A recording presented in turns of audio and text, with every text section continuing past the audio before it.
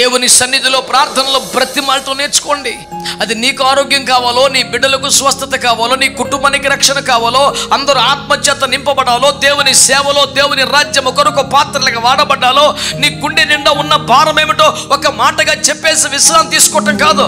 నీ ఓపికన్నంతగా అవసరాన్ని బట్టి దేవుని సన్నిధిలో ప్రభువైన యేసు క్రీస్తు వారే నా ప్రాణము నాలో మరణమగునంతగా దుఃఖపడుతుందని చెప్పి చచ్చిపోయేంత దుఃఖపడుతూ అవే మాటలు చెబుతూ ప్రార్థన చేస్తున్న మాదిరి ఈ రోజు నేను సవాలు చేస్తూ ఉండగా ఈ పూట ప్రభు నీతో మాట్లాడుతున్నాడు. నీకెన్నో గొప్ప గొప్ప విషయాలు తెలుసు.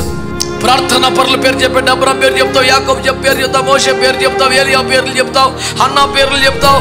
కానీ నీ ప్రార్థన జీవితం ఎంత, నీ ప్రార్థన సమయం ఎంత, ఒక అంశం కొరకు నువ్వు దేవుని బ్రతిమాలిన అనుభవాలు ఎంత, ఒక రాత్రి అంతా ఒక్క మాట మీద ప్రార్థన చెయ్యగలిగినంత భారం నువ్వు పొందగలిగావా? ఒక్క మాట మీద ఒక రాత్రి అంతా ప్రార్థన చేసేంత